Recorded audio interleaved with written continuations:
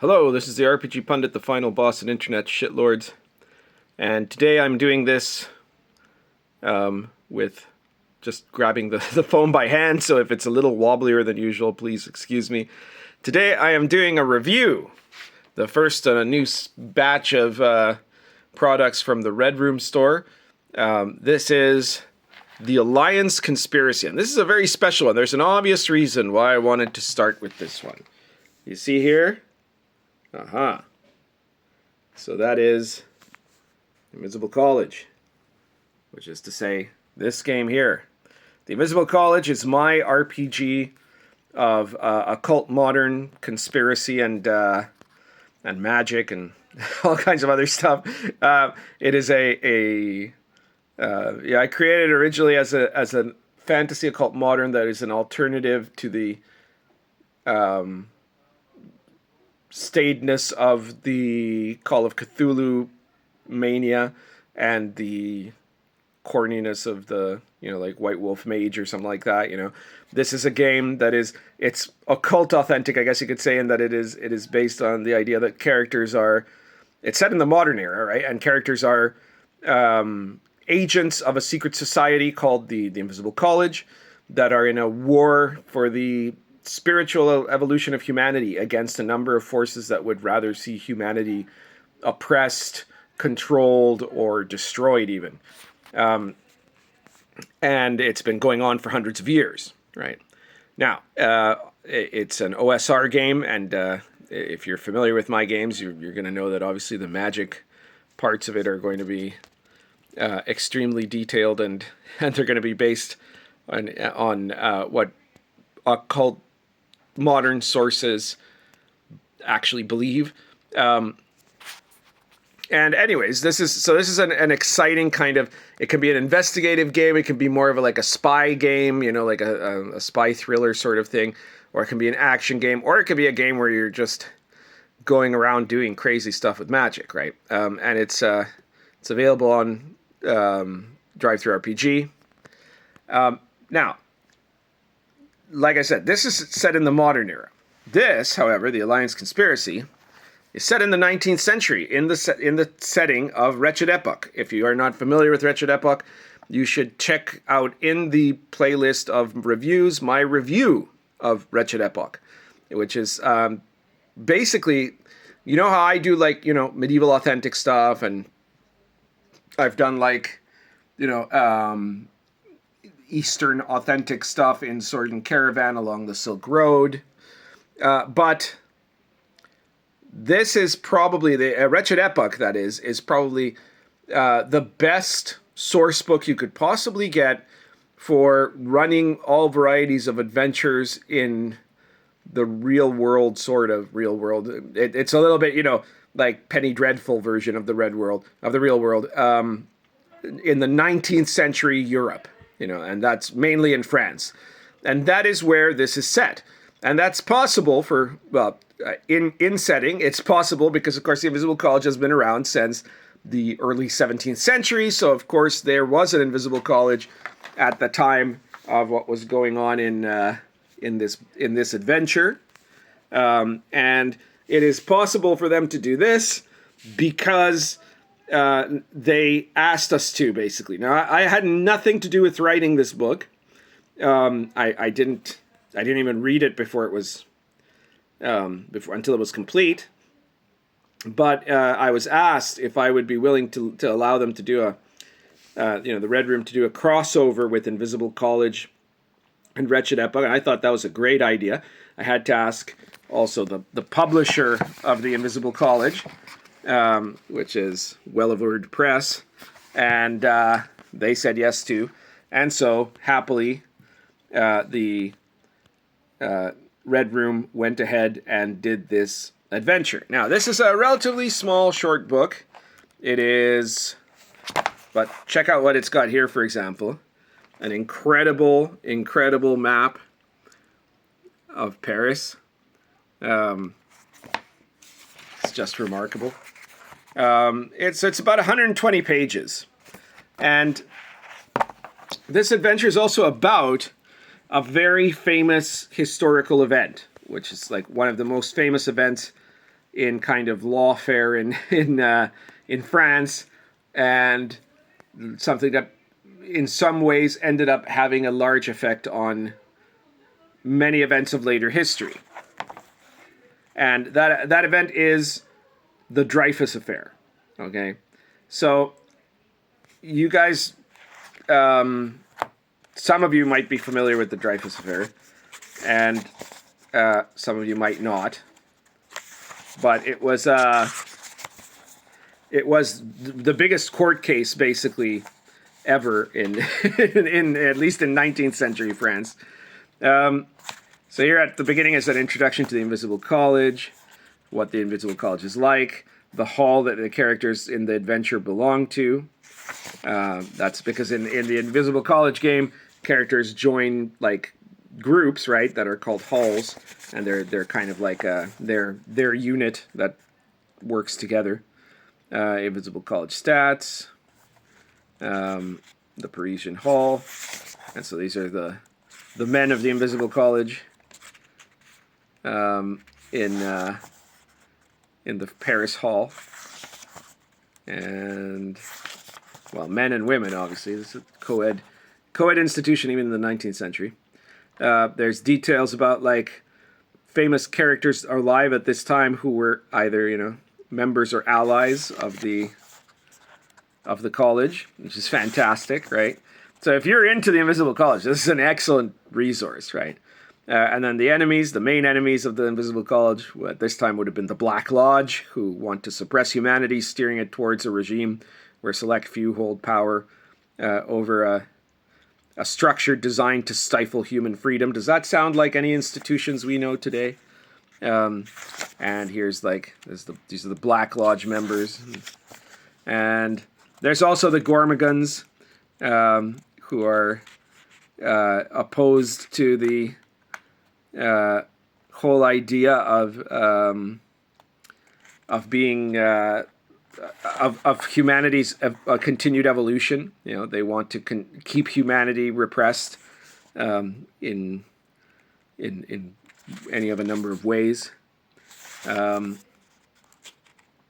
some plot hooks. And there's like real world factions like the Rosicrucians, the Illuminati, Freemasons. A lot of this stuff is like adapted from the modern day version in Invisible College. You have this random table for the Cult War plot hooks. That's awesome. And then, okay, so here's where I want to get to the Dreyfus Affair, as the way that they describe it. So it revolved around the wrongful treason accusation against Captain Alfred Dreyfus, who was a Jewish officer in France, a Jewish military officer. It lasted from 1894 until like 1906, and essentially, Dreyfus was falsely accused of having given away secrets to Germany. And this was largely attributed in his defense to anti-Semitism, institutional anti-Semitism in the army, and also in the society, in the institutions in general of France, right? The trial found Dreyfus guilty in spite of all kinds of resistance. That was all kinds of evidence to the contrary. The Court of Cassation annulled his conviction after a lengthy investigation in 1899. But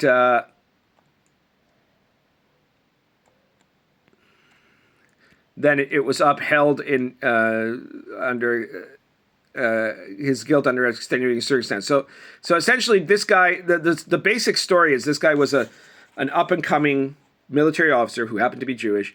He was then accused of something that somebody else committed. Almost all historians are in agreement on that now. And he was essentially railroaded because he was the Jew, right? And it caused all kinds of upheavals in the society, right? There were Dreyfusards and anti-Dreyfusards, as it says here, people that were advocating for his innocence and others that were upholding his guilt, but it went further than that, right? Like this was it ended up challenging all of the ideas of the society of the French Republic, especially for Jews, by the way, because up until that time, someone like Dreyfus himself would have imagined that they are living in a newer society, and that things the Republic, as opposed to the old monarchies of France or what have you, the French Republic believes in égalité, liberté, fraternité. It believes that everybody is equal. It believes that all citizens have the same rights, and so these there are still some prejudices, but these are old social constructs that will eventually wither away. And then when the Dreyfus Affair happened, a whole bunch of Jews, not just in France, because this was international news, what was going on, this trial. It was like it was a level of fame equivalent in the 19th century to what the O.J. Simpson trial was in the 20th. Everybody was talking about it internationally. And, Jews all over Europe kind of got the shock, right? Because there were a lot of places where they thought that things were changing, right? That they were integrating, that they were welcome into liberal society, and then they realized that there wasn't. So one of the side effects of how the Dreyfus court case went was that it caused a very large growth in the nascent Zionist movement. That was a very big deal. A lot of people, a lot of Jews in Europe became Zionists because their bubble was burst by the conviction of Dreyfus. So this is a real historical event, and of course I don't want to reveal too much here, but in the setting of the adventure, there's part of this is very much historical, and then part of it is is stuff relating to the Invisible College and their enemies, right? So it's actually very interesting, the generators that they have in this book, as far as the things that can come up. I'm very impressed by I love good random generators, right? And this is great because it makes for it means that this product is highly reusable, right? So that's I think a really useful thing, And here we have a Murder Most Foul, which is the Alliance Conspiracy. This is the This is the main adventure itself here. So it's I don't want to get too into it, but it involves the death of a. Sorry, I'm working with one hand here. It involves.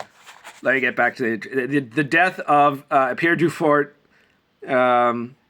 a vocal advocate for progressive politics. So basically, one of these progressives that gets shocked by the events of the Dreyfus Affair, right?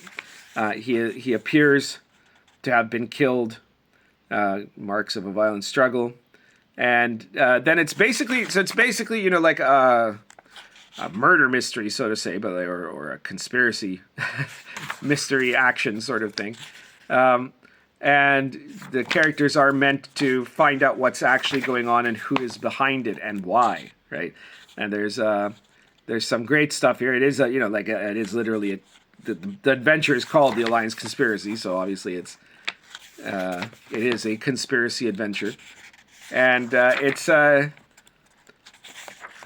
it's quite interesting. It's got all that kind of Penny Dreadful style that is usually the Red Room is I normally say spaghetti western, sort of like if they're doing like a spaghetti western version of every genre. But with the Belle Epoque, it's also very influenced by the Penny Dreadfuls themselves, those penny novels that were all about horrible, wretched things happening. It's kind of lascivious in its quest for shocking and scandal and gore, right? So yeah, the adventure has elements of that, and you know, one of the things about the Belle Epoque is the contrast between the beauty, the decadence, and then the ugliness that is underneath everything in Victorian society, right? In a society where you have people that are incredibly wealthy and want to act very cultured. A lot of those people, however, they travel into the seedy underbelly of the cities, where there are things that they in public they would condemn that instead they engage in. You know, it's kind of like an exposition of the hypocrisy of the apparent beauty of the age, and then underneath that all is this teeming mass of an underclass of people that live in abject poverty and misery, right? That are threatening to overwhelm everything at any moment, you know? So, that's, I don't want to, you guys know that I usually do not give a lot of detail about the adventure, but, I can't do much more than give you the basic plot without getting too far into it, but it involves that, the Dreyfus Affair, the death of that, there you go. The death of the politician who, and this is, it's tied. It seems to tie things to Zionism, and then a pamphlet that supposedly talks about a secret Zionist plot to dominate France and the world. Suspicious about the influence of an anti-Illuminati group behind these events, the Invisible College decides to investigate. So that is basically what it is about, and I think it is a fantastic product. You can get it at the Red Room store, and also I believe it is available on Lulu, if I'm not mistaken. But I think if you go to the Red Room store, that'll link you to Lulu if you're looking for. Oh well, there's the Lulu address, anyways, and and the main Red Room store right there, Mordred. And while you're at the Red Room store, picking up the Alliance Conspiracy, be sure to check out the newest issue of the Pundit Files. I think that by the time this video is out, the newest Pundit File will also be out, which is Pundit Files 30, I believe, if I'm remembering correctly. And that Pundit Files is the legendary magic item generator. So it's a guide to how to make all of your magic items, if you want to, or as many as you want, into like much more unique items with special characteristics and special origins. And a big part of it is, you know, how do you determine the origin of the item? And so it's not like a big collection of magic items. It's a set of rules with random generators and things like that for you to make more interesting magic items. And so if that is out there, which I'm pretty sure it will be, because I'm not releasing this until after it's out, I think. Go check it out at the Red Room store. You can find it there, the Pundit Files, issue 30, Legendary Magic Item Generator. And if not, check out issue 29, the Diabolist, or check out all of the other, 28 issues that have a wide variety of things. If you're into the Invisible College, check out, I forget what number it is, but the issue, the Invisible College 1930s campaign. If you have this, and you have the 30s campaign, you have this, and suddenly you've got a time-traveling potential there in playing the Invisible College, So that is one of the Pundit Files. So check all of those out, and check out all my other products. By the way, the Old School Companion 3 is now out, and it is already a bestseller. It's doing super well. Now, that's on Drive-Thru RPG, not at the Red Room store. But be sure to check it out. Everybody who has gotten it has talked about how great a collection of stuff it is. Let me tell you, you get a bunch of magical techniques that are not in Lion and Dragon. You get a new class. Well, the Woodsman class. It's actually been put into Baptism of Fire, but it wasn't in Lion and Dragon. You get a collection of different things about activities and culture and situational stuff for medieval authentic data. You get a random generator to give special characteristics to villages and small towns and villages in as your characters travel along. You get a very big, well, fairly big monster collection, a monster compendium of creatures that are mostly not in any of my other books. There's one or two that have ended up later on showing up in some other book, but most of those are only going to be found in the Old School Companion 3. You get my favorite of all, Medieval College Adventures, which is a setting for playing adventurous young students in Oxford or Cambridge in the 15th century, and how like absolutely insane it is. Like, it's, you know, Harry Potter and Strixhaven have nothing on what the real thing was, you know. And if you read that, you'll see why I like it so much. And many other things. I'm sure there's several parts I am forgetting right now. But check it out, the Old School Companion 3. It's at Drive-Thru. Check out all my other products. They're in the link in the description below. So thank you very much. Check out that Alliance Conspiracy from Wretched Epoque. And that's everything for today. Currently smoking nothing because I'm filming this earlier than usual. I haven't had my first pipe yet. So we'll have to leave that for next time. And look, I'd tell Domino to say goodnight, but she's all sleepy. She's all tuckered out. Which is one of her only two modes. It's that or it's zooming like a maniac attacking everything in her path.